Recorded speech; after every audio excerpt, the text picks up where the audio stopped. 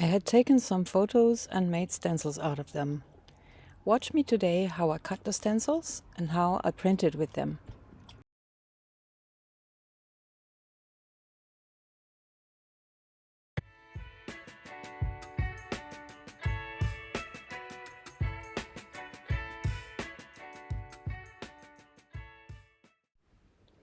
Hello Jelly fans!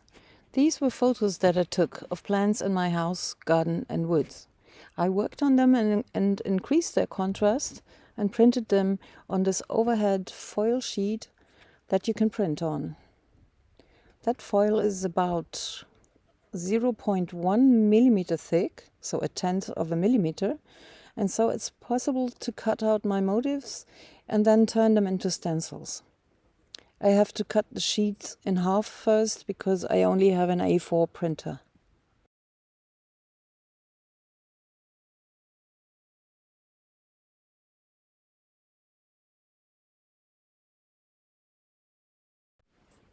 And right at the beginning I made a mistake that my printer printed one motif on one side and the next on the back side.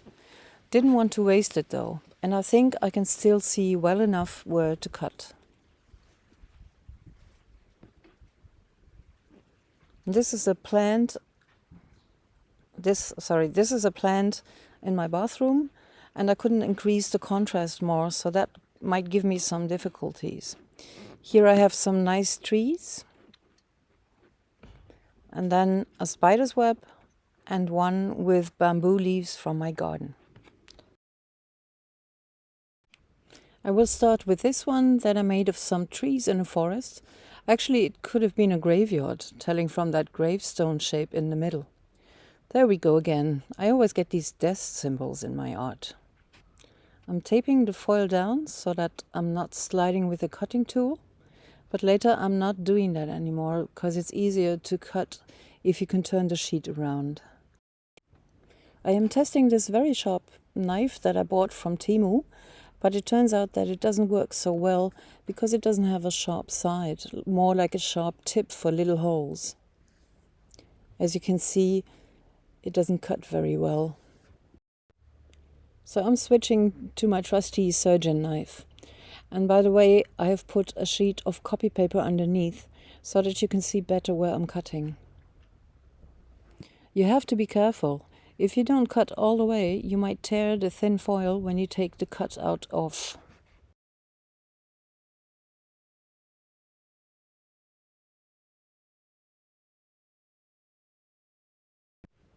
I'm taking a new knife here. They are only real good when they are fresh from the package. That's the disadvantage.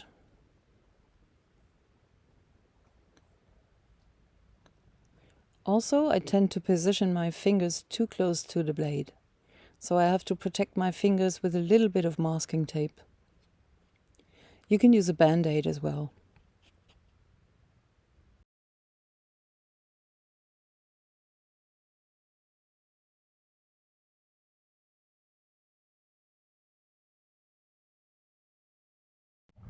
That tombstone, or whatever it is, I want to lose it. For once, I'd rather have no death in my stencils.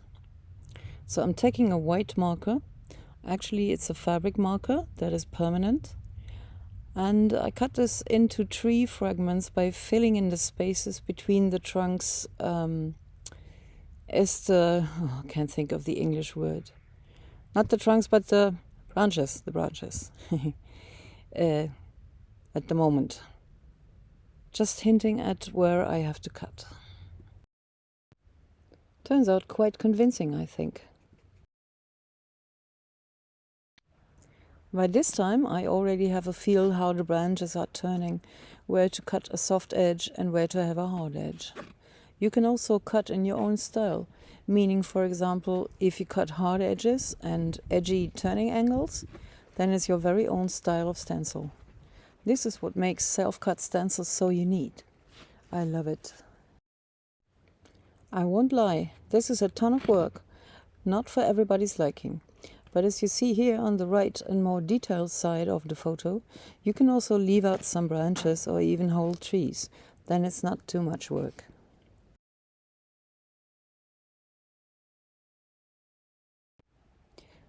So I'm taking off the tape, and as you can see, I had put the tape on the rim of the image so that I'd have a more stable rim of the stencil.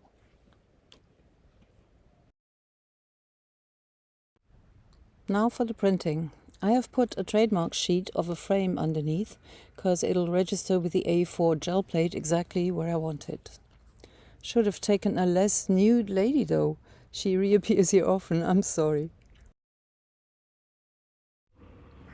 As usual, I'm working with the Golden Open Carbon Black, the slow drying acrylics. Yes, it's a carbon black. So I'm brayering out a rather thin layer and placing the stencil on it and taking care that you can see the rim of the stencil as well, because it will be a sort of a frame for it. And I'm taking the excess paint off with a usual copycat paper. Then I'm taking the stencil off. And here I'm registering the A3 paper and taking the print. And I think that's very beautiful.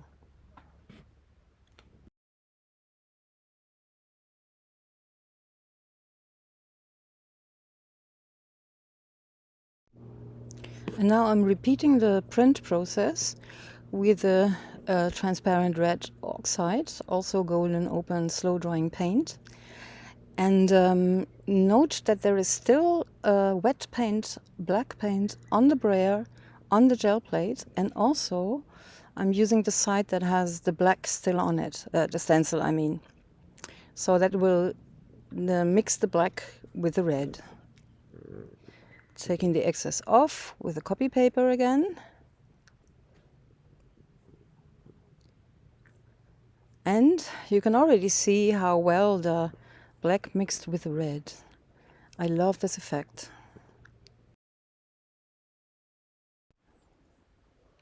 And registering the A3 paper, it's actually a little larger than the registering paper I have underneath, but I managed to put the motif in the middle. And I'm pulling the print. And this is what I meant. That dirty mixing of the paints, that always works so well. The more you print and leave all the tools uncleaned and dirty, the more interesting the prints get. So I'm placing on the foils with the printed images. This is also great. You can just check whether it would work with the former print or not. This one looks quite promising. And looking at this one, I thought, I collected a stem of Gladiolus from my garden today that broke off. And I didn't cut it for a purpose. I just thought, well, I never printed a Gladiolus, so I'm going to try that. And I'm mixing the transparent red oxide with the carbon black this time. I'm taking some of the black off, but it's still very dark. It's a little too dark. And this is an interesting effect, because if you mix the red with the black and you have a lot of black, it turns into a brownish color, which is interesting for itself. So I'm placing the Gladiolus on, the open blossoms, and also one that's not open from the side. I'm taking the excess off with the deli paper, because that always gives you, in the surroundings, interesting shapes. And using the same deli paper for the left side, which means that the space in the middle of the image is taken off 2 times, so it's a little lighter. You'll see it when you see the print. And this print on the gel plate even looks so great.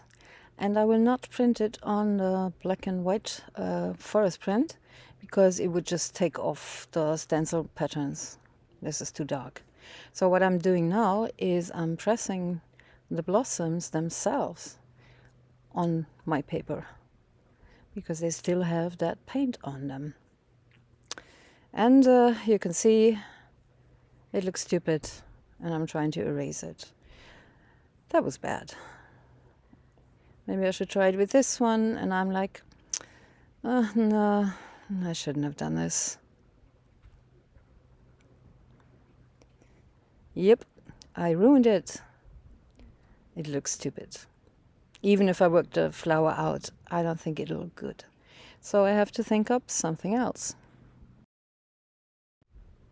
But first I'm printing what's on the gel plate. And this is like, I think 10 minutes passed or so, and the paint didn't dry at all on the gel plate. So this is another advantage of the Golden Open slow drying paints. And it looks wonderful, I think. Has nothing to do with the stencils for now, but yeah, this is a nice flower print.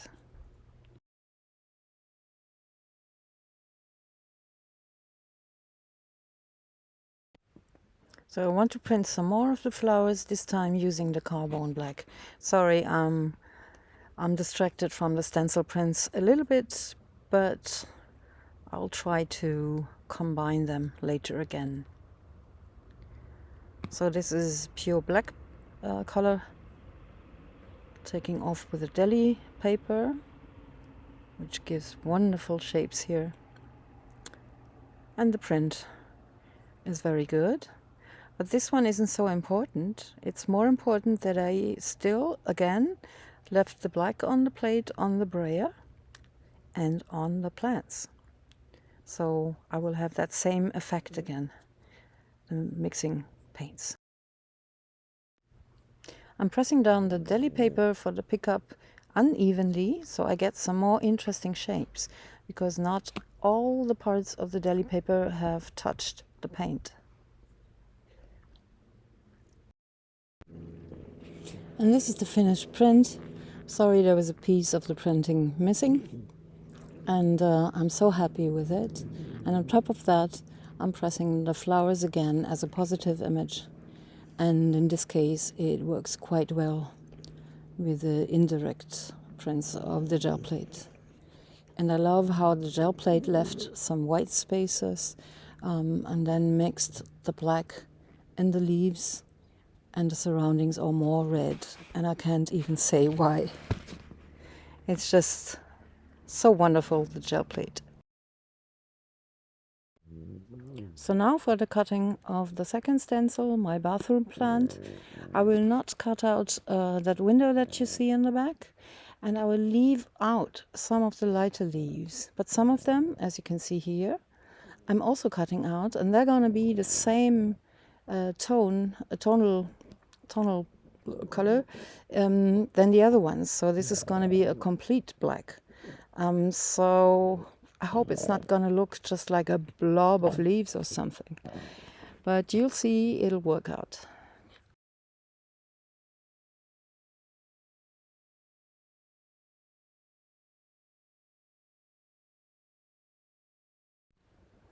And here I'm using a permanent marker to draw the inside of those leaves, where the leaves come from, because I have to know where to cut, and I don't want to make a mistake and like cut off half of the stencil.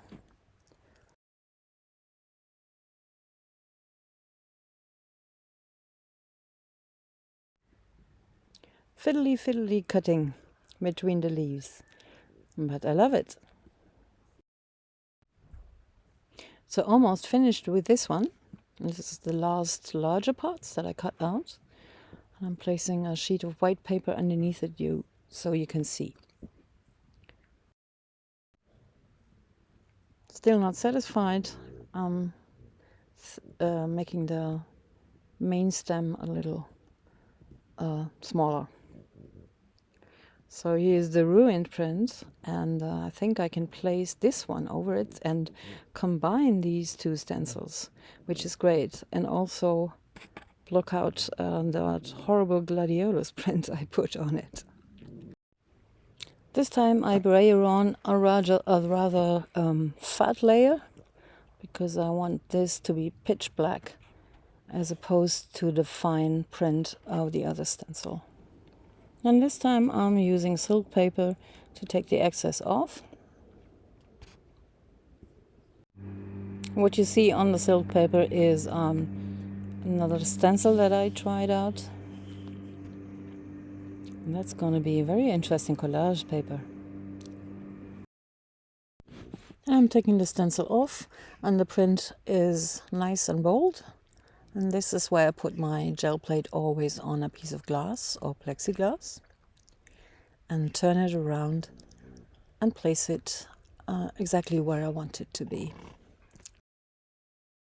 I'm turning the package around and rubbing on the paper for a while. I cut this short and I'm pulling the print, and I think it's lovely.